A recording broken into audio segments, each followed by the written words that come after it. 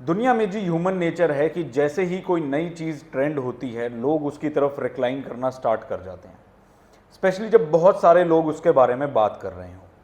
कुछ साल पहले बिटकॉइन नाम से एक नया फाइनेंशियल इंस्ट्रूमेंट बहुत ज़्यादा ट्रेंड हुआ और दुनिया भर से कुछ चंद लोग उसके पीछे एकदम पागल हो गए।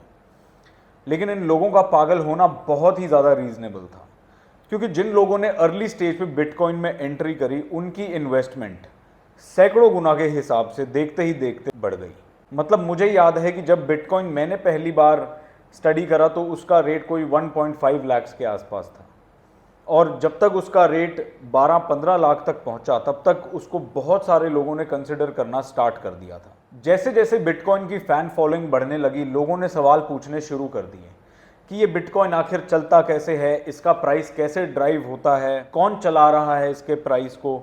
जिसका क्लियर कट जवाब इस सब्जेक्ट में खुद को महारथी कहने वाले वो इन्फ्लुएंसर्स भी नहीं दे सके, जिन्होंने इस सब्जेक्ट के बारे में बात करते करते सोशल मीडिया पर लाखों करोड़ों लोगों की फॉलोइंग अक्वायर कर ली। बाकी की अनइन्फॉर्म्ड दुनिया की तरह मैं भी इसे एक लेमैन की तरह ही देख रहा था और स्टडी करने की कोशिश कर रहा था, जब तक इन्होंने ये कहना स्टार्ट नहीं कर दिया कि बिटकॉइन गोल्ड से बेहतर एंटी इन्फ्लेशन इन्वेस्टमेंट है।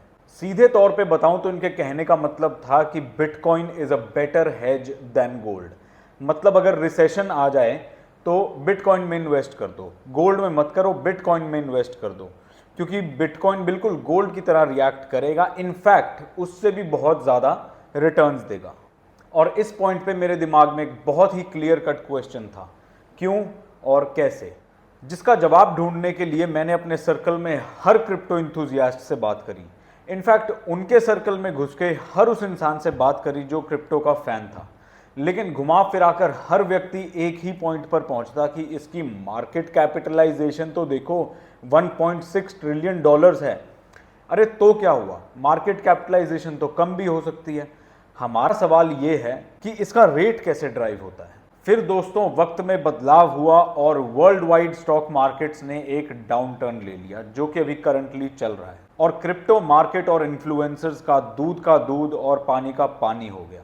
सारी पिक्चर क्लियर हो गई, ना किसी से पूछने की जरूरत पड़ी और ना किसी के लिए बोलने को कुछ रहा। आगे बढ़ने से पहले मैं आपसे रिक्वेस्ट करना चाहता हूं कि चैनल के सपोर्ट के लिए लाइक, शेयर और सब्सक्राइब जरूर कर दें, क्योंकि अभी तो पार्टी शुरू हुई है, अभी तो बहुत कुछ है गोल्ड पर मेरे बोलने के लिए और आपके सुनने के लिए। वर्ल्ड वाइड मार्केट्स के डिक्लाइन होते ही क्रिप्टो करेंसी और गोल्ड के बीच जो ये कंपटीशन क्रिप्टो लवर्स ने बड़ी बड़ी बातें बोलकर क्रिएट किया था, वो एक्चुअल में एक कंपटीशन निकला ही नहीं। जहां मार्केट्स के क्रैश होते ही गोल्ड ने 3-4 दिन में 2000 रुपए की इंडियन मार्केट में जंप ले ली, वहीं पर क्रिप्टो शेयर मार्केट के साथ साथ 20 से 30% ऑलरेडी टूट चुकी थी। और तो और स्टॉक मार्केट्स ने तो फिर भी सपोर्ट ले लिया एक लेवल पर जाकर। सपोर्ट यानी वो लेवल जहां से नीचे मार्केट नहीं जाती, जहां पर मार्केट नीचे गिरते गिरते रुक जाती है, उसी पॉइंट पर बार बार वो करती है। अगर उस मेन पॉइंट को तोड़ेगी तो और नीचे जाएगी, अदरवाइज मार्केट ऊपर का अगर पॉइंट तोड़ेगी तो ऊपर जाएगी।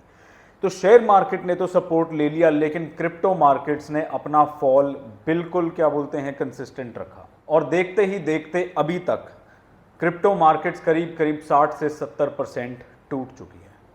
तो सेफ हेवन कैटेगरी या हेज एसेट कैटेगरी, मतलब रिसेशन में आपका पैसा सेफ गार्ड करने में गोल्ड का कंपटीशन करना, तो अब ये क्रिप्टो वाले सिर्फ अपने सपने में ही देखेंगे। मज़े की बात ये है कि जब मैं ये वीडियो बना रहा था तो मैंने सोचा कि ये क्रिप्टो इन्फ्लुएंसर्स की वो वीडियोज़ इसमें ऐड करूँ जो जिसमें उन्होंने गोल्ड को चैलेंज करा हुआ है, लेकिन अब वो सारी वीडियोस यूट्यूब और सोशल मीडिया से डिलीट हो चुकी हैं।